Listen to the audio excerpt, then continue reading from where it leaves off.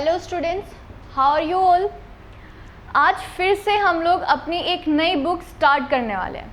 आज हम लोग जो बुक स्टार्ट करने वाले हैं इट्स कंटेम्प्रेरी इंडिया पार्ट 2, मतलब कि हम लोग ज्योग्राफी आज हम लोग शुरू करने वाले हैं पार्ट 2। किस लिए? काफ़ी बार मैं आपको रिपीट कर चुकी हूँ, पार्ट 1 हमने अपनी 9th क्लास में कंप्लीट कर लिया है। तो इस बुक में पढ़ने का मतलब क्या है, पहले हम थोड़ा ये जान लेते हैं। ये बुक जो है हमारी ज्योग्राफी की, अभी तक 9th क्लास में हमने ज्योग्राफी में इंडिया के बारे में पढ़ा था, उसके ड्रेनेज सिस्टम, उसके साइज एंड लोकेशन, ये सारी चीज़ें। अब हम लोग इसमें शुरुआत करने वाले हैं कि हमारे इन्वायरमेंट में जितने भी रिसोर्सेज हमारे पास हैं उनको हम कैसे यूटिलाइज कर सकते हैं, यूज़ कर सकते हैं और उसको डेवलप कैसे कर सकते हैं। ये हमारे चैप्टर 1 के बारे में। इसके अलावा हम इसमें काफ़ी सारी चीज़ें पढ़नी है, जैसे कि जनरली ये जो बुक है आपको सिर्फ रिसोर्सेज के बारे में बताएगी, अलग अलग रिसोर्सेज के बारे में, जैसे कि resources and development, forest wild life resources, water resources. हम हर तरह के रिसोर्सेज के बारे में इस बुक में पढ़ने वाले हैं। तो हम लोग शुरू करते हैं अपने फर्स्ट चैप्टर से, रिसोर्सेज एंड डेवलपमेंट से। अब सबसे पहले इस चैप्टर के बारे में थोड़ा जान लेते हैं कि चैप्टर हमें क्या कहता है। इसका नाम है रिसोर्सेज एंड डेवलपमेंट। मतलब सबसे पहली तो चीज़ हम लोग किसके बारे में पढ़ने वाले हैं, रिसोर्सेज के बारे में कि ये क्या होते हैं। सेकेंड चीज़, रिसोर्सेज को हम लोग लिंक कर देंगे डायरेक्टली किससे, डेवलपमेंट से। ऐसा क्यों? क्योंकि जितने भी हमारे पास रिसोर्सेज हैं हम लोग क्या करेंगे, उसको यूटिलाइज करके और साथ ही साथ उसको क्या करेंगे, डेवलपमेंट कर देंगे उसका। क्यों? ताकि हम लोग उसे और अच्छे से यूटिलाइज कर सकें और अच्छे से उसे यूज़ कर सकें। अब बात आती है कि हम लोग डेवलपमेंट करेंगे कैसे, या अगर हम लोग कर भी चुके हैं अब तक तो कैसे कर चुके हैं। ये सारी चीज़ें हम क्या करेंगे, इस चैप्टर में पढ़ेंगे। तो अभी तक आप सबने अपनी बाकी की क्लासेस में रिसोर्सेज के बारे में काफ़ी कुछ जाना होगा कि रिसोर्सेज क्या होते हैं। फिर से हम लोग रिपीट करते हैं कि everything available in our environment, हमारे इन्वायरमेंट में जितनी भी चीज़ें, यानी कि जितनी भी थिंग्स अवेलेबल हैं which can be use to satisfy our needs, और उन रिसोर्सेज को, उन थिंग्स को हम अपनी किसके लिए यूज़ कर सकते हैं, अपने नीड्स को सेटिस्फाई करने के लिए यूटिलाइज कर सकते हैं। लेकिन इसकी कुछ टर्म्स एंड कंडीशंस हैं, और टर्म्स एंड कंडीशंस क्या है, ऑफ कोर्स जब हमारे इन्वायरमेंट में जितने भी थिंग्स अवेलेबल हैं और उसे हम लोग यूज़ करें अपनी नीड्स को सेटिस्फाई करने के लिए, तो हम उसे सेटिस्फाई करेंगे कैसे। उसकी टर्म्स एंड कंडीशंस ये है कि भले ही तुम किसी भी थिंग को यूज़ कर लो sorry, but it should be technologically accessible. आपको ये वर्ड्स ना अलग अलग नहीं करने, टेक्नोलॉजिकली एक्सेसिबल। सपोज करो अगर मैं बोलूँ कि हमारे पास कुछ रिसोर्सेज हैं लेकिन हमारे पास वो टेक्नोलॉजी नहीं है कि हम उसे अच्छे से यूटिलाइज कर सकें, तो क्या होगा, हमारे पास रिसोर्सेज होते हुए भी हम उसका कुछ यूज़ नहीं कर पाएंगे। नेक्स्ट इज, जैसे कि इस पिक्चर से हमें श्योर है कि अगर यहाँ पे हमारे पास ये टेक्नोलॉजी नहीं होती तो क्या हम ये एक्सट्रैक्शन कर पाते, और अगर ये टेक्नोलॉजी नहीं होती, हम एक्सट्रैक्शन नहीं कर पाते, तो हमारी वर्ल्ड में, यानी कि हमारे इन्वायरमेंट में रिसोर्सेज होने के बावजूद भी हम उसे यूटिलाइज नहीं कर पाते। तो इसीलिए इस डेफिनेशन के साथ हमने इसको ऐड कर दिया है कि जितनी भी चीज़ें, everything available in our environment which can be use to satisfy our needs and it is technologically accessible. Next is economically feasible. अगर हमने लेट सपोज किसी भी थिंग को, मतलब किसी भी रिसोर्सेज को हमने पता कर ली कि वो वहाँ पर है, हमारे पास उसको यूटिलाइज करने के लिए टेक्नोलॉजी भी है, बट एट द एंड क्या हुआ, वो इकोनॉमिकली फिजिबल नहीं है। मतलब हमारे पास इतने पैसे नहीं होंगे कि हम लोग हर किसी को क्या कर सकें, दे सकें।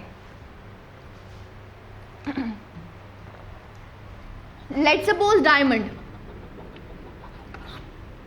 अगर हम डायमंड को एक्सट्रैक्ट कर लें मगर वो डायमंड इतना ज़्यादा महंगा हो कि उसे ज़्यादातर लोग अफोर्ड नहीं कर सकते, तो उसको यूटिलाइज करने का, उसे एक्सट्रैक्ट करने का भी कोई मतलब नहीं बनता है। इसका एक और एग्जांपल है कि अगर हमारे पास राशन है, हमारे पास गेहूं है, चावल है, लेकिन वो इकोनॉमिकली फिजिबल ना हो, लोग उसे खरीद ना सके, तो क्या होगा, उसके होने का कोई फायदा नहीं होगा। And the last one is it should B culturally available, मतलब कि कल्चर वाइज अगर हम लोग बात करें तो वो अवेलेबल होना चाहिए, यानी कि यहाँ पर अवेलेबल नहीं, एक्सेप्टेबल आएगा। कल्चरली एक्सेप्टेबल मतलब कि अगर हमने किसी भी रिसोर्स को एक्सट्रैक्ट कर लिया, वो इकोनॉमिकली फीजिबल भी हो गया, लेकिन अगर हम लोग हमारा जो कल्चर है उस चीज़ को एक्सेप्ट ना कर सके तो भी उस रिसोर्स के होने का कोई फायदा नहीं होगा।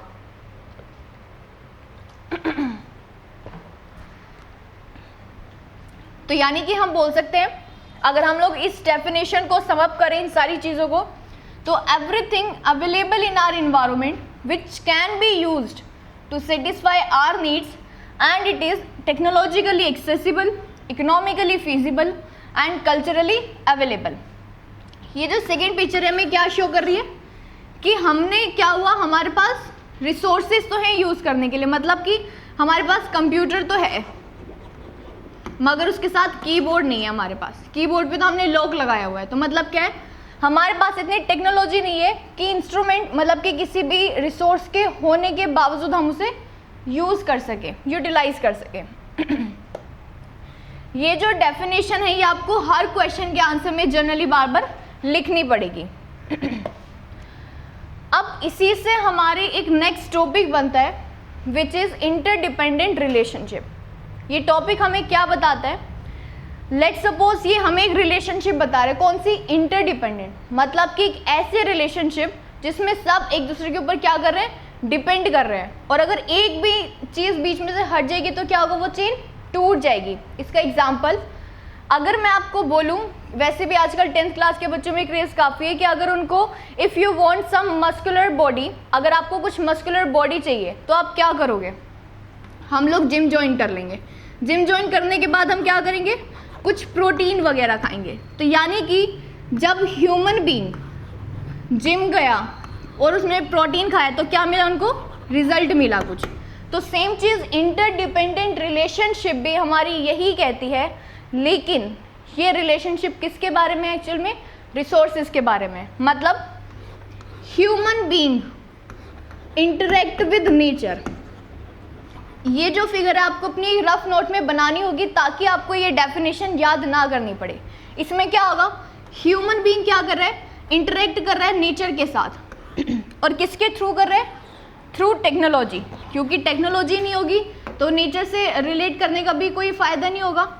और टेक्नोलॉजी के बाद वो क्या कर रहे हैं, इट क्रिएट इंस्टीट्यूशंस, वो इंस्टीट्यूशंस बनाता है। मतलब कि ये आप हो, आपने कुछ सोचा करने के लिए, तो सबसे पहले हम लोग जिम गए, जिम के बाद हमने क्या किया, हमने पहले वहाँ पे एडमिशन लिया, हम लोगों ने जिमिंग शुरू की, और जिमिंग को रिजल्ट पाने के लिए हमने कुछ इंस्टीट्यूशंस, मतलब कि हमने प्रोटीन खाया, जिस वजह से क्या हुआ, हमारी जो मस्कुलर बॉडी थी अब वो एक्सेलरेट करेगी, मतलब कि ट्रांसफॉर्मेशन अब हमारा हो रहा है।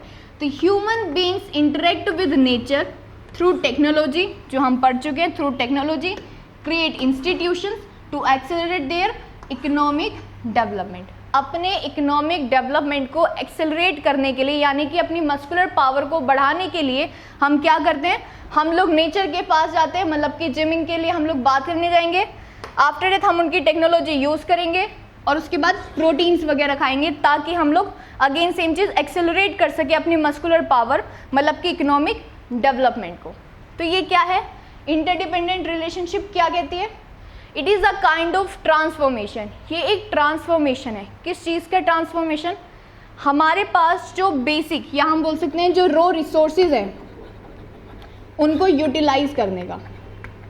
और इसके लिए हमें क्या चाहिए, ये तीन चीज़ें होनी बहुत ज़रूरी है। ये क्वेश्चन काफ़ी इंपॉर्टेंट है, आपके एग्ज़ाम में आने के इसके काफ़ी चांसेस होते हैं और वो आपसे सीधा इंटरडिपेंडेंट रिलेशनशिप पूछ लेगा।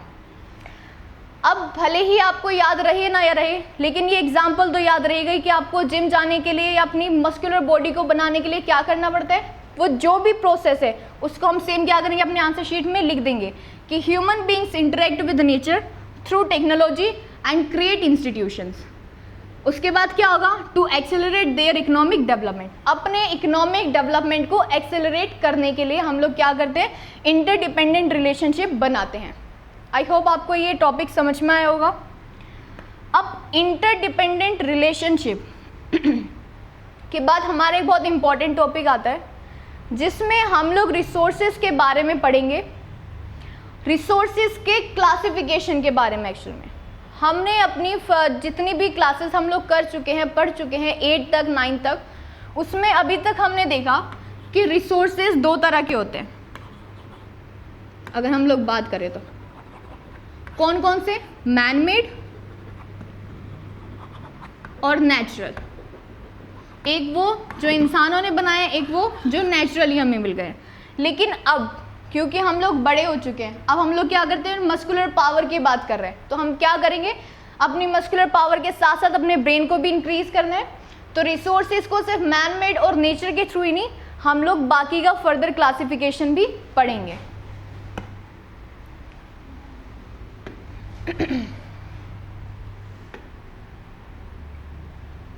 और वो क्लासिफिकेशन क्या कहता है, ये जो एक यहाँ पे फिगर बनी हुई है, ये आपकी बुक में भी है। मैं आपको दिखा देती हूँ, कहाँ पर है।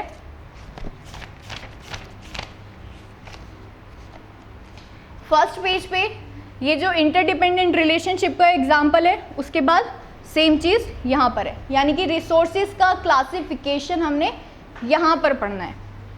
अब ये क्लासिफिकेशन हमें क्या कहता है, मैंने अभी आपको बताया कि हमारे पास 2 होते हैं, नेचुरल और मैन मेड, मतलब कि ह्यूमन। अब क्योंकि हम लोग बड़े हो चुके हैं, हम लोग मस्कुलर पावर अपनी बढ़ाने लगे, तो साथ ही साथ हम अपने ब्रेन की बात कर रहे हैं। तो नेचुरल रिसोर्सेज 2 तरह के होते हैं, रिन्यूएबल और एंड नॉन रिन्यूएबल। उसके नाम से हमें समझ में आ रहा है, रिन्यू हो रहा है वो, यानी कि ये वो रिसोर्सेज हैं जो रिन्यू हो जाते हैं। और नॉन रिन्यूएबल कौन से, जो रिन्यू नहीं हो पाते। अगर बाई चांस होते भी हैं तो क्या होगा, उसमें उन्हें रिन्यू होने में काफ़ी ज़्यादा टाइम लगता है। नेक्स्ट है, रिन्यूएबल में भी 2 क्लासिफिकेशन है, कॉन्टिन्यूस और फ्लो। जो कॉन्टिन्यूसली रिन्यू होते ही रहते हैं, जैसे कि विंड। ऐसा नहीं है कि हमने अभी इस रूम में जो विंड यूज़ की है, अब उसको पूरा यूटिलाइज करने के बाद हम लोग नेक्स्ट विंड को क्या करेंगे, एंटर करने देंगे, नहीं। जो हवा चल रही है, जो पानी है, वो कॉन्टिन्यूसली बह रहा है। इसलिए हमने क्या बोला है, रिन्यूएबल रिसोर्सेज में 2 तरह के होते हैं, कॉन्टिन्यूस या फिर फ्लो भी कह सकते हैं, और कुछ होते हैं बायोलॉजिकल। बायोलॉजिकल जैसे कि नेचुरल या फिर हमारी जो वाइल्ड लाइफ होती है, इसमें क्या होते हैं, ये भी रिन्यू हो जाते हैं कुछ टाइम के बाद, या कुछ ज़्यादा टाइम के बाद ये क्या होते हैं, रिन्यू हो जाते हैं। लेकिन नॉन रिन्यूएबल में क्या होता है, वो रिन्यू हो ही नहीं सकते। बट स्टिल ऐसा तो है नहीं कि हम किसी चीज़ को यूज़ करें और फेंक दें, ऐसा कभी नहीं होता। तो रिन्यूएबल को हम क्या कर सकते हैं, रिसाइकिल कर सकते हैं। तो यानी कि जो नॉन रिन्यूएबल है वो भी 2 तरह के होते हैं, रिसाइकलेबल एंड नॉन रिसाइकलेबल। जैसे कि जो मेटल्स हैं उसे हम क्या कर सकते हैं, या हमारे पास जो गोल्ड है हम उसे पिघलाकर हम उसे एक नया मेटल बना सकते हैं, उसे एक नई चीज़ में ट्रांसफॉर्म कन्वर्ट कर सकते हैं। But when we are talking about the non recyclable, it's example क्या है इसका, it's example is fossil fuels. यानी कि अगर मैं आपको पेट्रोल की बात करूं तो क्या होगा, या डीजल की बात करें तो वो एक बार ख़त्म होने के बाद हम उसे दोबारा यूज़ नहीं कर सकते। Okay, one more thing, non renewable में हमने कुछ रिन्यूएबल में हमने बायोलॉजिकल बोला था, वाइल्ड लाइफ एंड नेचुरल, इनको बनने में भी टाइम लगता है। लेकिन फॉसिल फ्यूल्स को बनने में मिलियंस ऑफ ईयर्स लग जाते हैं। इसलिए हमने इसको किस में कैटेगराइज किया, नॉन रिन्यूएबल में, क्योंकि ये एक ऐसा रिसोर्स है जो हमारी जनरेशन में अगर हम बनाना चाहें तो भी नहीं बन पाएगा। लेकिन रिन्यूएबल में क्या है, अगर हमने पेड़ काटा, तुरंत उसके वहाँ पे नया पेड़ उगा दिया, तो हमारी जनरेशन में ही, मतलब कि जितने भी साल उसे लगेंगे, 5 साल 6 साल 10 साल, वो रिन्यू हो जाएगा। एंड आई डोंट थिंक कि इतने में हमारी ज़िंदगी ख़त्म हो जाएगी। तो इसलिए उसे हमने किस में इंक्लूड किया, रिन्यूएबल में, ना कि नॉन रिन्यूएबल में। ये जो आपको फिगर इसमें जो टेबल दी हुई है, ये आपके जनरली क्वेश्चंस में पूछी नहीं जाएगी, मगर हाँ आपको 1 मार्कर क्वेश्चन देने के चांसेस ज़रूर हैं, क्योंकि 9th और 10th की सोशल स्टडीज़ में कोई भी एक सिंगल लाइन भी ऐसी नहीं है जिससे रिलेटेड आपको कुछ नॉलेज ना मिल सके, या फिर हम बोले तो ऐसी कोई लाइन नहीं होगी, ऐसे कोई वर्ड नहीं होगा जिससे आपको कुछ नया सीखने को ना मिले। इसीलिए हम लोग इसको काफ़ी ज़्यादा डिटेल में पढ़ रहे हैं, भले ही वो हमारे 3 मार्कर क्वेश्चन से रिलेटेड ना हो, 5 मार्कर क्वेश्चन से रिलेटेड ना हो, बट स्टिल ये हमारे लिए यूज़फुल है, चाहे ये 1 मार्कर क्वेश्चन हो या फिर ये हमारी लाइफ से रिलेटेड हो। क्योंकि सोशल स्टडीज़ का मतलब ही क्या होता है, अपनी सोसाइटी के बारे में पढ़ना, और ये भी हमारी सोसाइटी से ही रिलेटेड है कि हम लोग जहाँ पर रह रहे हैं, हम लोग रह कैसे पा रहे हैं, हम लिव कैसे कर पा रहे हैं, हम लोग अपने रिसोर्सेज को यूटिलाइज करके रह रहे हैं। अब अगर हमें पता ही ना हो कि फॉसिल फ्यूल्स को यूज़ करने से वो ख़त्म होते जाते हैं और वो नॉन रिन्यूएबल होते हैं, तो हमें पता ही नहीं चलेगा कि हमें उसको एक तमीज़ में यूज़ करना चाहिए। ओके, तो next is human structures and institutions, quantity and quality. इसके बारे में हमें आगे पता चल जाएगा, या हम कह सकते हैं इससे रिलेटेड कोई क्वेश्चन भी नहीं आता। आई होप आपको ये क्लासिफिकेशन ऑफ रिसोर्सेज बुक की टेबल के अकॉर्डिंग समझ आया होगा। ये था हमारी सिर्फ टेबल से रिलेटेड, बट एक्चुअल में जो क्लासिफिकेशन हमारे पास है वो क्लासिफिकेशन कौन से क्लासिफिकेशन है, ये काफ़ी इम्पॉर्टेंट है। आपकी बुक के अकॉर्डिंग इस टेबल से अलग हमने 4 बेसिस पे क्लासिफिकेशन किया है रिसोर्सेज का। कैसे किया है देखते हैं हम लोग। Okay, so first is on the basis of origin. सबसे पहले हम लोग ओरिजिन के बेसिस पे बात करते हैं। ओरिजिन के बेसिस पे बात करने का मतलब क्या है, मैं आपको आपकी बुक में भी शो कर देती हूँ। ये अभी तक हम लोग अपना सिर्फ फर्स्ट चैप्टर मतलब कि फर्स्ट पेज ही कंप्लीट कर रहे हैं, और हम लोग इस वाले एरिया की बात कर रहे हैं। ओके, तो ये क्या है, यहाँ पे हमें अलग अलग वेरिएशन यानी कि क्लासिफिकेशन दी है, जिसमें से फर्स्ट है on the basis of origin. एक और चीज़ मैं आपको साथ साथ क्लास में ये बताती जा रही हूँ कि आपके एग्जाम में क्वेश्चंस किस तरह से पूछे जाएंगे और आपको किस तरह से उनके आंसर्स लिखने हैं। तो same cheese classification of resources में आपको वो डायरेक्टली नहीं बोलेगा कि सारे क्लासिफिकेशन बता दो या explain the classification of resources. Instead he will give you any one classification. वो आपको जो भी एग्जामिनर है, जो भी क्वेश्चन मेकर है, वो क्या होगा, उसमें आपको कोई एक क्लासिफिकेशन दिया जाएगा और उस क्लासिफिकेशन के अकॉर्डिंग ही आपको उसे आंसर देना होगा। तो फर्स्ट है ये हमारा, हमने मेनली 4 बेसिस पे किया है। तो first is on the basis of origin. आपको ये वर्ड्स याद रखने होंगे कि वो ओरिजिन की बात करेगा तो हमें कौन से रिसोर्सेज का क्लासिफिकेशन उसे बताना है। तो फर्स्ट है बायोटिक एंड अबायोटिक। इतने समझदार तो आप हो आई थिंक कि बायोटिक और अबायोटिक कौन से रिसोर्सेज होते हैं ये आप पढ़ चुके हो ऑलरेडी। फिर भी हम एक बार सिर्फ अपने आप को टेस्ट करने के लिए कि हमें वो चीज़ें याद है या नहीं, हम भूल तो नहीं गए, या फिर अगर नहीं भी पता है किसी बच्चे को तो हम लोग इसमें पढ़ सकें। तो बायोटिक रिसोर्सेज कौन से होते हैं, these are obtained from biosphere and have life. One more thing, ये जो मैं आपको पीपीटी से पढ़ा रही हूँ इसमें हर एक चीज़ का एक्सप्लेनेशन नहीं लिखा होता है, मतलब कि इसमें लाइंस को बहुत ही शॉर्ट करके लिखा जाता है। तो अगर आप चाहो तो अपने जो रफ नोट्स में हमेशा बनाने की बात करती हूँ वो आप लोग पीपीटीज की हेल्प से बना सकते हो। अगर हम लोग एक्चुअल में इस बेसिस की बात करें on the basis of origin, तो हम बोल सकते हैं कि these are obtained from biosphere, कि हमें बायोस्फीयर से ऑब्टेन्ड होते हैं, एंड यानी कि हम बोल सकते हैं these are obtained from biosphere and they have life as human beings.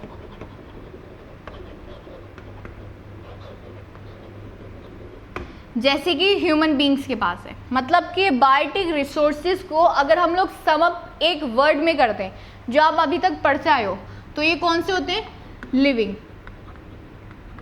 Living resources किस में आते हैं, बायोटिक रिसोर्सेज में आते हैं। तो यानी कि these are the resources which are obtained from biosphere and they have life as human beings, now here is a word biosphere.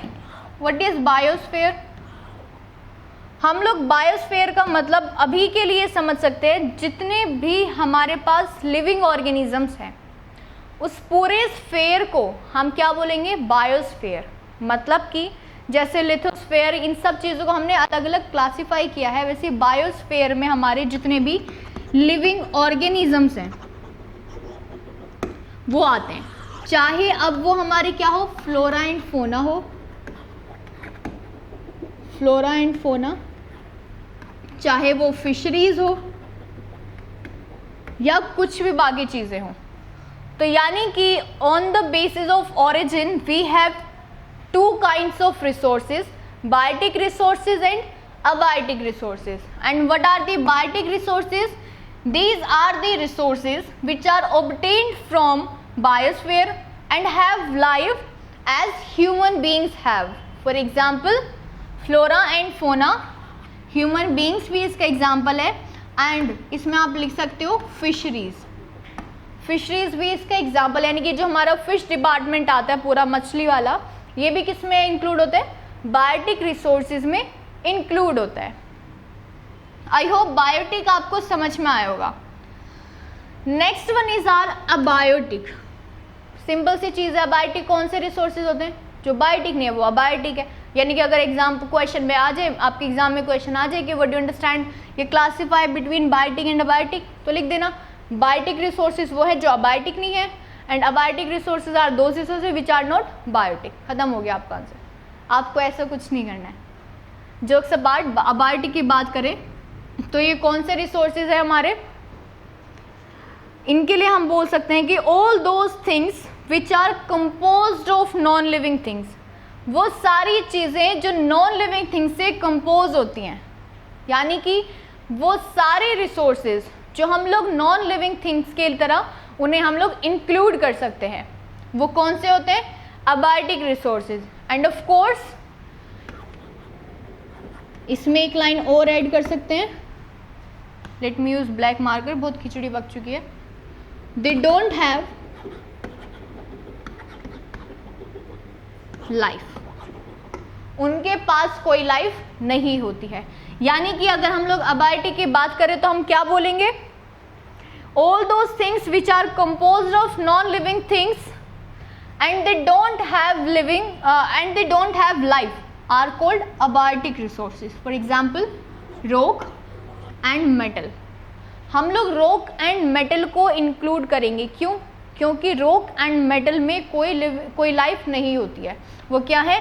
Non living है. ओके, वन मोर थिंग, मैंने आपको बताया, क्या बताया था कि फ्लोरा और फोना को हम लोग बायोटिक में इंक्लूड करते हैं. और फ्लोरा एंड फोना का मतलब क्या होता है? जितने भी हमारे पेड़ पौधे, वनस्पतियाँ, ये सारी चीज़ें होती हैं. लेकिन ये हमें चलते फिरते तो दिखते नहीं है. तो हम कैसे बोल सकते हैं कि दे have life? They have life क्योंकि वो ग्रो करते हैं. हम कैसे पता कर सकते हैं? जब एक पेड़ बड़ा हो रहा है तो इसका मतलब क्या? उसमें ग्रोथ हो रही है. क्या कहीं पर एक पत्थर रखा और वो ग्रो करता है? वो ग्रो नहीं करता, वो टूट जाएगा. वो भी किस वजह से? जो कि हमने 9th क्लास के चैप्टर फर्स्ट में पढ़ा था, कुछ वेदरिंग इरोजन की वजह से वो टूट सकता है, उसके पार्टिकल्स हो सकते हैं. लेकिन वो अपने खुद के दम पर ऐसा कुछ नहीं होने वाला कि वो ग्रो हो जाए या वो छोटा हो जाए. तो हम क्या बोलेंगे?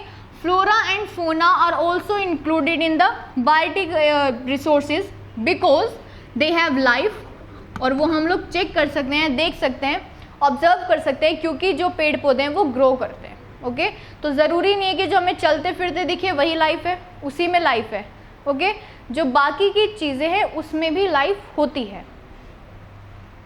आई hope on the basis of origin आपको समझ में आया होगा. One more thing, on the basis of origin we have just two resources, two kinds of resources. तो ये अगर क्वेश्चन आपको एग्जाम में आता है तो ये ज़्यादा से ज़्यादा 3 मार्कर में पूछा जाएगा. नहीं तो इन लोगों को यानी कि बायोटिक एंड अबायोटिक को सिंगल भी हम लोगों से वो एक्सप्लेन करने के लिए कह सकता है, जो कि 1 मार्कर में इंक्लूडेड होगा. या अगर बाई चांस उनका मन करे कि उन्हें आपको ज़्यादा मार्क्स में इंक्लूड करके देना है तो वो सिर्फ on the basis of origin नहीं पूछेगा. वो आपसे क्या पूछ सकते हैं, on the basis of exhaustibility भी इसी में इंक्लूड कर देगा।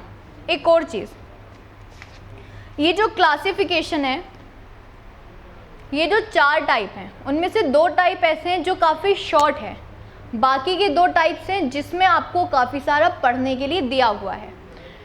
तो अगर ज़्यादा मार्कर में शुरू के 2 आए तो वो दोनों को इंक्लूड करके देगा, और अगर कम मार्कर में है तो अलग अलग। और हाँ, वो 1 मार्कर में भी आपको दे सकता है। कैसे? ज़रूरी नहीं है कि वो बोले कि बायोटिक को एक्सप्लेन करो या अबायोटिक को एक्सप्लेन करो। ये जो मैं आपको क्वेश्चन बता रही हूँ आपको असाइनमेंट में इस तरह से मैनेज करके दिए होंगे जिसमें से आप ये चीज़ समझ सकते हो। वो आपसे पूछ सकता है कि what we have on the basis of origin, कि अगर हम लोग ऑरिजिन के बेसिस पे बात करें तो कौन कौन से रिसोर्सेज हमारे पास है। So your simplest answer is biotic resources and abiotic resources. Now अब ज़रूरी नहीं है कि वो कान ऐसे पकड़े, वो कान ऐसे भी पकड़ सकते हैं। तो क्या होगा, वो आपको बोल देगा कि बायोटिक और अबायोटिक रिसोर्सेज कौन से बेसिस में आते हैं जब हम लोग क्लासिफिकेशन ऑफ रिसोर्सेज करते हैं। तो वो कौन से बेसिस पे आएगा, हमें लिखना होगा उसके आंसर में on the basis of origin, ये पूरा ऑरिजिन के बेसिस पर। नेक्स्ट इज, आई होप हमें नेक्स्ट शुरू करना चाहिए, on the basis of exhaustibility. उसके नाम से हमें समझ में आ रहा है वो एग्जॉस्ट होने की बात कर रहा है, मतलब कि कोई चीज़ जो एग्जॉस्ट हो जाए, जो ख़त्म हो जाए।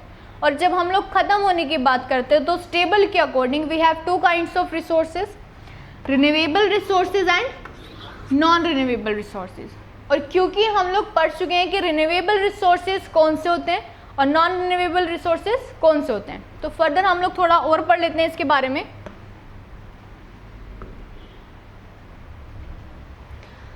तो रिन्यूएबल रिसोर्सेज कौन से हैं? इट कैन बी रिन्यूड और रिप्रोड्यूस्ड बाय फिजिकल, केमिकल और मैकेनिकल प्रोसेसेस। मतलब कि इन शॉर्ट अगर हम लोग बात करें पीपीटीज के अकॉर्डिंग हमारे, तो हमारे pass on the basis of exhaustibility में रिन्यूएबल रिसोर्सेज में जो फर्स्ट यानी कि जो रिन्यूएबल रिसोर्सेज है हम उसे क्या कह सकते हैं, the resources which can be renewed और रिप्रोड्यूस्ड, यानी कि वो रिसोर्सेज जिन्हें हम लोग रिन्यू कर सकते हैं या फिर रिप्रोड्यूस कर सकते हैं। कहना बात एक ही होगी, चाहे रिन्यू बोलो या फिर रिप्रोड्यूस बोलो। ये वो रिसोर्सेज हैं जिन्हें हम लोग रिन्यू और रिप्रोड्यूस कर सकते हैं, लेकिन कैसे? बाय फिजिकल, पेड़ उगाना, केमिकल, कोई और अदर रिसोर्स बनाना, हाइड्रोजन वगैरह, एंड मैकेनिकल प्रोसेसेस, मतलब कि हम लोग एक्सट्रैक्शन अगर किसी चीज़ का करें या कुछ और, तो वो किस में इंक्लूड होगा? मैकेनिकल रिसोर्सेज में इंक्लूड होगा। एंड आर नोन एज रिप्लेनिशेबल, इन्हें हम लोग क्या बोलते हैं? रिप्लेनिशेबल रिसोर्सेज भी बोलते हैं। रिन्यूएबल बोलो, रिप्लेनिशेबल रिसोर्सेज, बात एक ही है। For example solar and wind energy, जो हमें हवा मिल रही है, जो हमें सूरज की रोशनी मिल रही है, जो उसकी किरणें मिल रही है, वो कैसे मिल रही हैं? ये भी हमारे रिसोर्सेज है। और कौन से रिसोर्सेज हैं? रिन्यूएबल रिसोर्सेज, मतलब कि वो अपने आप क्या हो रहे हैं? रिन्यू हो रहे हैं। आज जो सनलाइट हमें मिल रही है, कल मॉर्निंग में अलग सनलाइट मिलेगी। क्या हमने उसके लिए कुछ किया है? हमने कुछ नहीं किया, वो अपने आप से रिन्यू हो रही है। तो इसलिए हम लोग उसे किस में इंक्लूड करेंगे? रिन्यूएबल रिसोर्सेज में। नेक्स्ट, वाटर, हम लोग कैसे रिप्रोड्यूस करते हैं इसको? अपने ग्राउंड वाटर, जो भी हमारी वाटर साइकिल है उसके थ्रू, यानी कि जो भी रेन आती है उसकी वजह से क्या होता है? हमारा वाटर रिप्लेनिश हो जाता है। जैसे कि हमने अपने 9th क्लास के chapter 2 physical features of India में हिमालयन रिवर्स और बाकी के रिवर्स के बारे में पढ़ा था। तो वही चीज़ है कि वाटर जो है वो कैसे हो रहा है? हमारे पास जो रेन आ रही है, रेन का पानी जब ओशियन में जा रहा है, उसके बाद जो भी हमारे पास जितने भी ड्रेनेज बेसिन हैं, जो हमारा ट्रिब्यूटरीज हैं, इन सब में क्या आ रहा है? ओशियन का पानी जा रहा है जो रेन के थ्रू आ रहा है। Next is forest and wild life, जिसको हम लोग खुद से रिन्यू कर सकते हैं। कैसे? अगर हम लोग कहीं पर पेड़ काट दें तो हम लोग वापस से वो पेड़ लगा सकते हैं। जैसे कि ये जनरली क्या करते हैं, अगर आपने कहीं पर सुना होगा, जब हम पेड़ों को काटते हैं तो उन्हें हम लोग पूरा जड़ से नहीं उखाड़ते। क्यों? क्योंकि वो वापस से ग्रो होने के उनके चांसेस होते हैं। तो इसमें हम लोग बोल सकते हैं कि सम आर कॉन्टिन्यूस और फ्लो, जैसे कि हमने पढ़ा था पहले उसमें कि कुछ कॉन्टिन्यूस होते हैं एंड, और या फिर हम बोल सकते हैं उनमें फ्लो होता है। इन शॉर्ट इसकी फुल डेफिनेशन क्या होगी इस अकॉर्डिंग जो हम पढ़ चुके हैं, आपकी बुक में भी लिखी होगी definition. The resources which can be renewed और रिप्रोड्यूस्ड बाय फिजिकल, केमिकल और mechanical processes are known as renewable और रिप्लेनिशेबल रिसोर्सेज। उन्हें हम लोग रिन्यूएबल और रिप्लेनिशेबल रिसोर्सेज भी बोलते हैं। आई होप ये समझ में आया होगा फर्स्ट पार्ट, यानी कि renewable resources. Now move on to the second resources, second kind of resources which are non renewable resources. तो it takes millions of years in their formation. इनमें क्या आता है कि वो रिप्लेनिश हो तो जाते हैं मगर काफ़ी टाइम लगता है। यानी कि जब हम लोग फ्रेंड्स बनाते हैं और अगर उनसे लड़ाई हो जाए तो प्रॉब्लम होती है, लेकिन हमें नए फ्रेंड्स मिल तो जाएंगे, बट वैसे ही फ्रेंडशिप बनाने के लिए हमें कुछ टाइम लगेगा। तो सेम चीज़ क्या होता है नॉन रिन्यूएबल में, वो रिप्लेनिशेबल तो होते हैं समटाइम्स, बट उनको रिप्लेनिश करने में मिलियंस ऑफ ईयर्स लग जाते हैं। एंड मिलियंस ऑफ ईयर्स में तो हमारी कई सारी जनरेशन्स रिपीट हो चुकी होती हैं, मतलब कि चेंज हो चुकी होती हैं। तो अगर हम लोग अपनी जनरेशन की बात कर रहे हैं तो वो हमारी जनरेशन में रिन्यू नहीं होगा, इसलिए वो हमारे लिए रिप्लेनिशेबल तो हुआ ही नहीं, वो हमारी नेक्स्ट जनरेशन के लिए है जो हम उनके लिए बना रहे हैं। तो इसकी डेफिनेशन की अगर हम लोग बात करें तो क्या होगा, these occur over a very long geological time. इनको बनने में एक काफ़ी लंबा जियोलॉजिकल टाइम लगता है which is millions of years, जैसे कि हमने इसमें पढ़ा। Minerals and fossil fuels are some examples of non-renewable resources which takes millions of years in their formation, and some of them are recyclable and some are not and get exhausted with their use। अब कुछ resources होते हैं जो recyclable होते हैं, कुछ होते हैं जो recyclable नहीं होते हैं which are not and get exhausted with their use, और वो उनके यूज़ के साथ क्या होते हैं एग्जॉस्ट हो जाता है। तो यानी कि हम बोल सकते हैं कि we are talking about the non renewable resources on the basis of exhaustibility is these occur over a very long geological time, means minerals and fossil fuels are some examples of the non-renewable resources, and it takes millions of years in their formation, and some are recyclable, some are not, and get exhausted with their use। Sir just our poem कि वो क्या होते हैं recyclable होते हैं, कुछ नहीं होते, ये कुछ होते हैं जो एग्जॉस्ट हो जाते हैं उनके यूज़ के साथ साथ, जैसे कि फॉसिल फ्यूल्स वगैरह, हम जैसे जैसे उनको यूज़ करते जाएंगे वो एग्जॉस्ट होते चले जाएंगे। आई होप ये क्लासिफिकेशन भी हम समझ चुके हैं। मूव ऑन करते हैं नेक्स्ट टॉपिक पर। On the basis of ownership, इस पार्ट को पढ़ने के लिए ज़रूरी है कि हमारा माइंड फ्रेश हो, क्योंकि इसमें जो क्लासिफिकेशन है हमारा ओवरऑल क्लासिफिकेशन 4 पार्ट्स में, और ये एक सिंगल क्लासिफिकेशन भी अलग से फर्दर 4 पार्ट्स में डिवाइडेड है। तो इन सब को याद रखने के लिए आपको एक राइमिंग सेट करनी होगी अपने खुद के माइंड में। जैसे कि हमने पहले ओरिजिन की बात की, बायोटिक एंड अबायोटिक, उसके बाद हमने किसकी बात करी एग्जॉस्टिबिलिटी की बात की। एग्जॉस्टिबिलिटी में कौन से थे renewable and non renewable, and I don't think इसमें हमारे पास कुछ भी था पढ़ने के लिए, क्योंकि ये सब कुछ हम लोग पहले ही अपनी 8 जो भी हमारी क्लासेस थी 8 क्लास तक हम लोग ये सब कुछ ऑलरेडी पढ़ चुके हैं। अभी हमने सिर्फ क्या किया है रिन्यू किया है रिन्यूएबल रिसोर्सेज के थ्रू, ठीक है।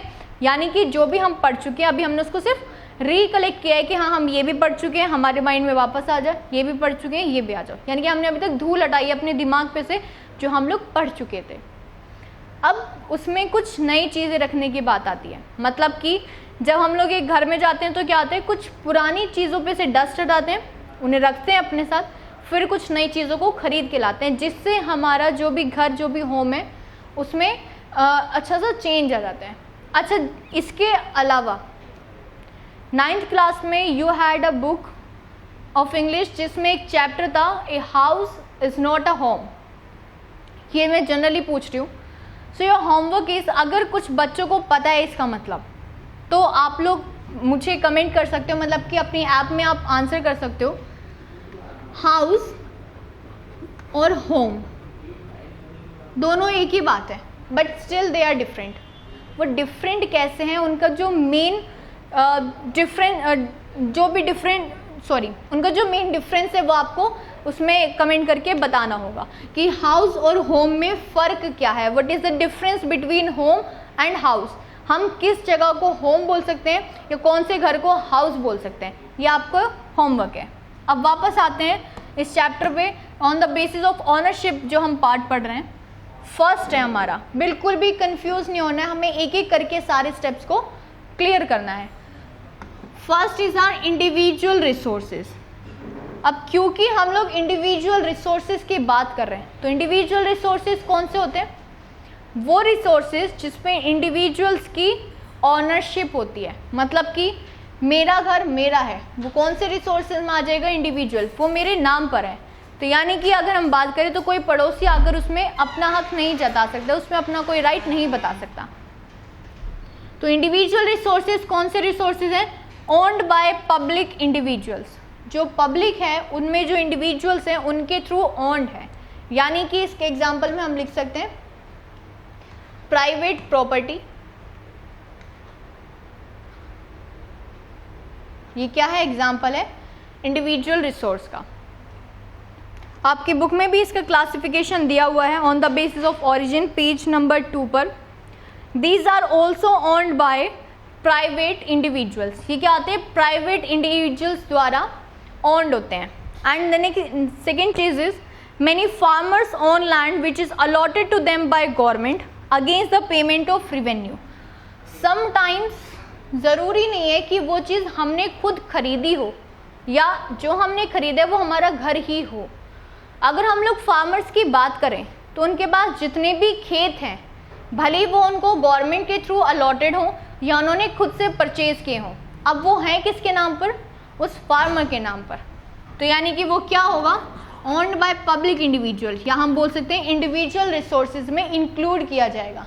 ये आपकी एक तरह से केस स्टडी हो सकती है जिसमें आपको 1 मार्कर क्वेश्चन पूछ सकता है।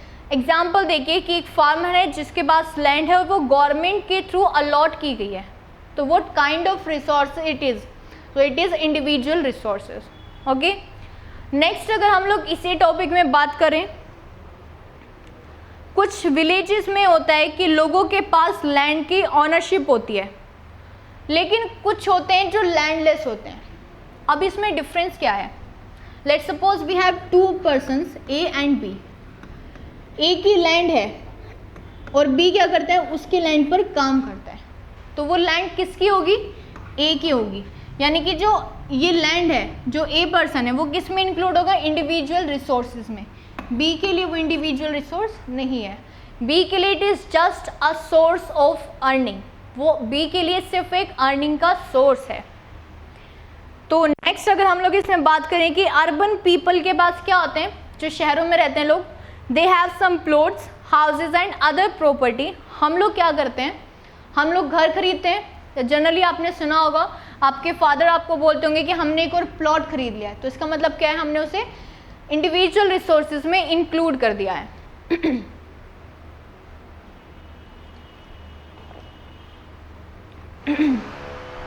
गांव में कुछ लोगों के पास प्लांटेशन लैंड्स होते हैं, पॉन्ड होते हैं, वाटर इन वेल्स होता है, मतलब कि 2 तरह के कुएं हैं। एक कुआं जिसको मैंने खरीदा हुआ है तो वो क्या होगा, इंडिविजुअल रिसोर्स होगा। एक कुआं जो गांव में सेटअप है, वो किसी का नहीं है, वो पूरे गांव का है, तो वो क्या होगा, move on to the second, community owned resources. यानी कि वो रिसोर्सेज जो कम्युनिटी की ओनरशिप है जिसके पास, मतलब कि अभी तक हमने इंडिविजुअल रिसोर्सेज की बात कर रहे थे, अगर हम लोग वेल्स का ही एग्जांपल ले लें तो अगर कोई कुआं मैंने खरीदा है तो वो इंडिविजुअल रिसोर्स है। यानी कि इसका एक और एग्जांपल है, अगर नलका मेरे घर में लगा है तो वो इंडिविजुअल रिसोर्सेज है। अगर वो नलका गांव में कहीं बाहर लगा हुआ है तो वो क्या होगा, कम्युनिटी ओन्ड। मतलब कि एक ऐसे रिसोर्सेज जिस पे पूरी कम्युनिटी की ऑनरशिप होती है। कम्युनिटी की ऑनरशिप होती है का मतलब हम बोल सकते हैं कि उस रिसोर्स को जब हम लोग यूज़ करेंगे तो वो पूरी कम्युनिटी यूज़ करेगी, कोई एक इंडिविजुअल नहीं करेगा। कोई एक इंडिविजुअल उस पर अपना राइट सेटअप नहीं कर सकता है। यानी कि resources which are accessible by to all the members of the community, जो कम्युनिटी के हर मेंबर को एक्सेसिबल होता है। फॉर एग्जाम्पल रूरल एरियाज़ की बात करें तो हमने अभी बोला वेल्स। अगर हम लोग अर्बन एरियाज़ की बात करें तो किसकी बात आ जाएगी, अर्बन एरियाज़ में जो पार्क्स होते हैं, क्या वो कोई इंडिविजुअल के होते हैं? क्या हम कह सकते हैं कि मेरे घर के सामने पार्क है तो भाई तू नहीं आ सकता? हम ऐसे नहीं बोल सकते। अगर हमारी कम्युनिटी में कोई पार्क बना हुआ है तो उसकी ऑनरशिप सबके पास है, चाहे वो उसके पास रहता हो या उस पार्क से दूर रहता हो। उन सभी का राइट किस पे होता है, उस पार्क पर होता है। तो ये क्या होता है, हमारे community on resources. I don't think आप लोग कंफ्यूज हुए होंगे, जैसे हम लोगों ने इंडिविजुअल से सीधा लाइन कम्युनिटी पे कर लिया है। ये आपको समझाने का एक तरीका था ताकि आपको इजीली याद रह सके। तो अगर हम लोग कम्युनिटी की बात करते हैं तो there are resources which are accessible to all the members of the community. Village commons यानी कि जो ग्रेजिंग ग्राउंड्स होते हैं, मतलब कि जहाँ पे भेड़ बकरियों को चराया जाता है, या हमारे यहाँ पे वो ग्राउंड जहाँ पे हम लोग लोगों को दफनाते हैं, यानी कि कब्रिस्तान सेंडोल, वो जितना भी एरिया है ब्यूरियल ग्राउंड्स, वो क्या है, कम्युनिटी ओन्ड है। हम ऐसे नहीं बोल सकते कि ये हमने खरीदा हुआ है और यहाँ पे सिर्फ हमसे रिलेटेड लोगों को ही दफनाया जाएगा, ऐसा नहीं होता। जो ब्यूरियल ग्राउंड्स होते हैं वो सबके लिए होते हैं, चाहे कोई कहीं भी रहता हो। अब ये दोनों थे इंडिविजुअल रिसोर्सेज और कम्युनिटी ऑन रिसोर्सेज, जो एक दूसरे से डायरेक्टली लिंक करते हैं, जिसे हम लोग पढ़ सकते हैं, इजीली समझ सकते हैं। तो classification of resources on the basis of ownership को याद रखने के लिए हम लोग इसे दो पार्ट्स में डिवाइड कर सकते हैं, first part, second part. First part is are individual resources and community on resources. For example अगर हमें याद रखना हो तो प्राइवेट प्रॉपर्टी एंड पार्क्स, ये दोनों हम लोग क्लासिफाई कर सकते हैं। नेक्स्ट आता है हमारा नेशनल रिसोर्सेज और इंटरनेशनल रिसोर्सेज। अब नेशनल रिसोर्सेज क्या है, उसके नाम से समझ में आ रहा है, all the resources belong to the nation. वो सारे रिसोर्सेज जो एक नेशन से बिलोंग करते हैं। And the country has legal powers to acquire even public properties. Government के पास, या इस पॉइंट को बाद में पढ़ते हैं, पहले फर्स्ट पॉइंट पे आते हैं इतना कि all the resources belong to the nation, मतलब कि वो सारे रिसोर्सेज जो इंडिया की बाउंड्री के अंदर आते हैं, ये जो इंडिया की पूरी बाउंड्री है ऊपर तक, इसके अंदर आने वाले जितने भी रिसोर्सेज हैं उसकी ऑनरशिप किसके पास है, नेशन के पास है। यानी कि वो कौन से रिसोर्सेज होंगे, नेशनल रिसोर्सेज होंगे। अब नेशनल रिसोर्सेज में एक पॉइंट और आती है जो काफ़ी इंपॉर्टेंट है, आपकी इस टॉपिक में दी भी होगी, आप अपने बुक में चेक करोगे तो, कि गवर्नमेंट के पास, जो नेशनल गवर्नमेंट हमारी, उनके पास पावर है कि वो जब चाहे नेशनल रिसोर्सेज को तो यूज़ करेंगे, साथ ही साथ जो हमारे प्राइवेट ओन्ड है या जो कम्युनिटी ओन्ड है उनको भी वो एक्सेस कर सकते हैं जब उनकी मर्जी हो। वो बात अलग है कि उन्हें उसके लिए कुछ नेगोशिएट करना पड़ेगा, कुछ उसके रिटर्न में देना होगा। जैसे कि अगर सपोज आपने सुना होगा कई बार कि अब हम क्या करें, हमारे यहाँ से तो मेट्रो का मैप पास हो चुका है, आसपास वाले लोगों के लिए तो फ़ायदा है, बट जिनके घर के ऊपर से वो पुल जाने वाला है, अब उनका क्या होगा। तो यानी कि गवर्नमेंट के पास इतनी पावर है कि वो भले ही कोई पब्लिक प्रॉपर्टी हो या वो कोई प्राइवेट प्रॉपर्टी हो, गवर्नमेंट जा कर के उसे एक्सेस कर सकती है। क्यों? क्योंकि नेशनल रिसोर्सेज उनके हैं। और सेकेंड चीज़, जो भी गवर्नमेंट करेगी वो एक इंडिविजुअल के लिए नहीं, पूरी कम्युनिटी के लिए होगा। तो इसीलिए हम बोल सकते हैं कि all the resources belong to the nation and the country has the legal power, ये वर्ड लीगल पावर लिखना ज़रूरी है, to acquire even public properties, क्योंकि अगर लीगल पावर नहीं होगी तो कोई किसी की बात नहीं सुनेगा। इसको हम explain, I can show you, I think PPT में अगर होगा तो। ये देखो, जैसे कि ये है, अब इसमें क्या हो रहा है, ये जो यहाँ पे जो भी ये कैनाल्स, ये जो भी ये पुल बन रहा है, ये पूरा जो ब्रिज बन रहा है, ये क्या हो रहा है, इस ब्रिज को, ये जो प्रॉपर्टी यहाँ पर जिसकी भी थी इसको तोड़ दिया गया है। ये क्यों तोड़ा है? ताकि इस ज़मीन को हम इसके लिए यूज़ कर सकें, पर पुल तो वहाँ पे बन रहे हैं। जब यहाँ पे ब्रिज बन जाएगा तो रोड्स यहाँ से होकर के पास होंगी, या फिर हम बोल सकते हैं कि अगर यहाँ पे ब्रिज बनता है तो इस घर को नुकसान होगा, इसलिए गवर्नमेंट ने यहाँ पे जो घर थे उसको तोड़ दिया है। लेकिन हाँ, इतनी बेरहम नहीं है हमारी गवर्नमेंट, उन्होंने उसके लिए उन्हें कुछ कंपेंसेशन दिया होगा। कंपेंसेशन मतलब जब वो घर तोड़ा होगा तो उन्होंने बोला होगा या उनको नेगोशिएट किया होगा कि कुछ कंपेंसेशन, मतलब कि कुछ नया घर अलॉट करके या फिर कुछ पैसे देके। ये जो बात है आपको अपने आंसर में मेंशन नहीं करनी, ये सिर्फ समझने के लिए। नेक्स्ट एक और एग्जांपल है, ये मंदिर है, मंदिर को तो कोई टूटने नहीं देगा, लेकिन मंदिर के पास जो कंस्ट्रक्शन का काम चल रहा है, इसकी वजह से जो भी यहाँ पे ये चीज़ें थी उन सबको क्या कर दिया, तोड़ फोड़ मचा दिया। क्यों? क्योंकि मैंने बताया अभी कि नेशनल रिसोर्सेज जो होते हैं उसमें गवर्नमेंट के पास लीगल पावर होती है to access even private resources.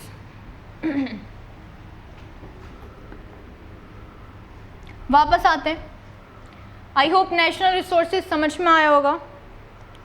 National resources में technically all the resources belong to the nation. Technically बात करें तो वो सारे रिसोर्सेज जो नेशन से बिलोंग करते हैं वो क्या होंगे, नेशनल रिसोर्सेज होंगे।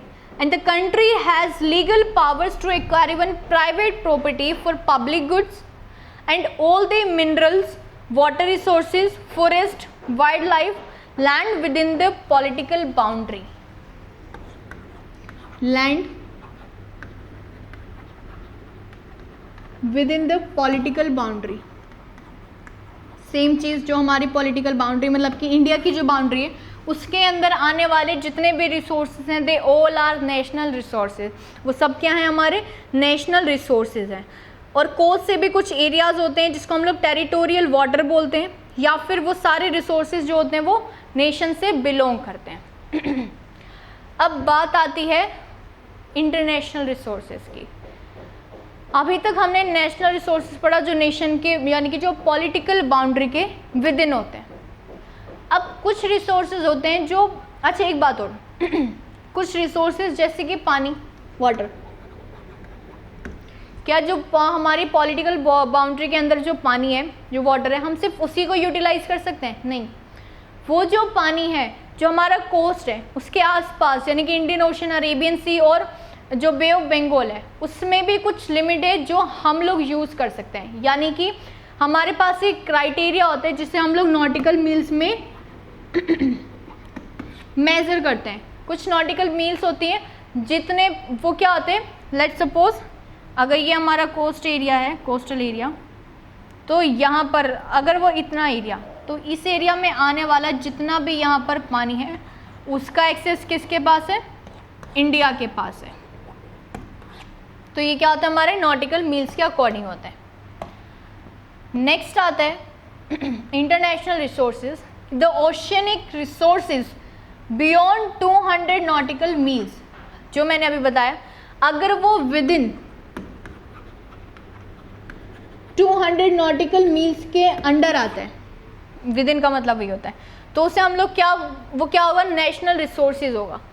अगर वो बियॉन्ड 200 नॉटिकल मील्स आ रहे हैं तो उसे हम क्या बोलते हैं, of the exclusive economic zone. ये बात आपको याद रखनी है।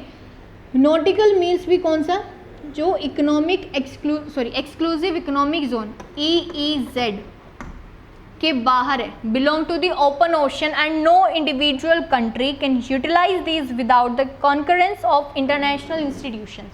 मतलब कि वो सारे नेशनल रिसोर्सेज जो हमारे 200 नॉटिकल मील्स के बियॉन्ड है, उस पर कोई भी नेशन एक्सेस नहीं कर सकता उसके किसी भी ओशन के पानी को। उसके लिए अगर हमें यूटिलाइज करना है तो क्या करना होगा, इंटरनेशनल इंस्टीट्यूशन से अगर हमें कॉन्करेंस चाहिए होगी, उनकी हाँ चाहिए होगी। तो यानी कि हम बोल सकते हैं एक्सक्लूसिव इकोनॉमिक जोन क्या होते हैं। ये हमारा लास्ट पॉइंट है। इसके बाद हम लोग अपनी क्लास खत्म करते हैं आज की।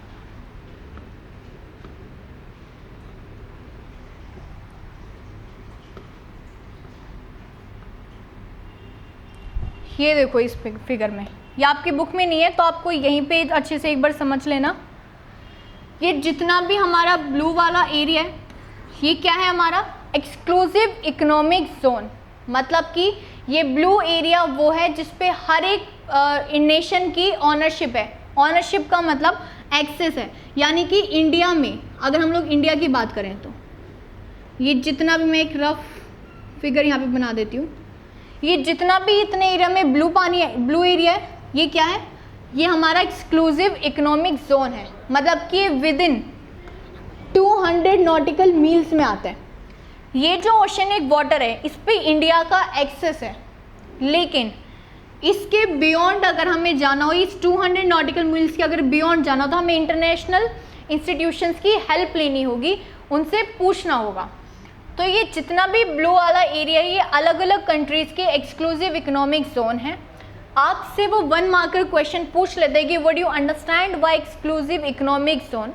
तो ये वो जोन होते हैं, ये भी मैं आपको 1 मार्कर क्वेश्चन का जो असाइनमेंट में उसमें आपको मेंशन कर दूंगी कि वो एरिया, वो ओशनिक वाटर जो विद इन 200 नॉटिकल मील्स आता है, उस पर एक नेशन की ऑनरशिप होती है to access the water of the ocean, and it is called the exclusive economic zone, and beyond this no individual nation has ownership, and if they want to use that water so they have to उनके पास क्या होनी चाहिए, they have concurrence of the international institutions, उनके पास international institutions की concurrence होनी चाहिए। आपने एक बात सोची कि इंडिया का यहीं पे ख़त्म हो जाना चाहिए, तो यहाँ पे क्यों आ रहा है? हमने पढ़ा था लक्षद्वीप वगैरह के बारे में कि इंडिया के वेस्ट में लक्षद्वीप है जो कि यहाँ पर पड़ते हैं, तो उसके आसपास का जो पानी है वो भी इंडिया उसको यूटिलाइज कर सकता है। इसलिए जो एक एक्सक्लूसिव इकोनॉमिक जोन है वो इस तरह से है हमारा। Next,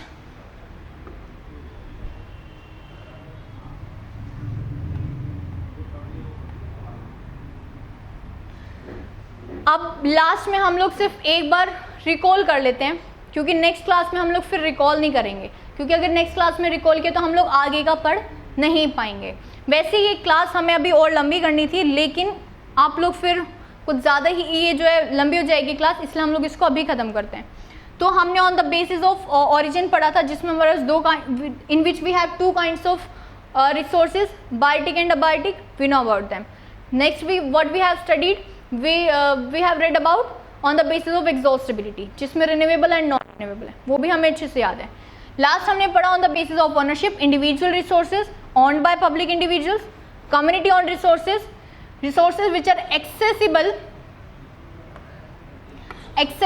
by the members of the community. Next is national resources. All the resources belong to the nation are called national resources, and the international resources, the oceanic resources, ये word लिखना जरूरी है, oceanic, the oceanic resources beyond 200 nautical miles of exclusive economic zone belong to the open ocean and no individual country can utilize these, और इसको कोई भी individual country utilise नहीं कर सकती है। आई होप आपको ये क्लास समझ में आई होगी। नेक्स्ट हम लोग ओनरशिप के बाद डेवलपमेंट के बारे में पढ़ेंगे, on the basis of development, जिसमें फर्दर 4 टाइप्स ऑफ क्लासिफिकेशन, मतलब कि 4 से हमने उसे क्लासीफाई किया हुआ है। वो काफ़ी ज़्यादा कन्फ्यूजिंग हो जाएगा, इसलिए हम लोग इस क्लास को यहीं पे ख़त्म करते हैं। Thank you students, bye.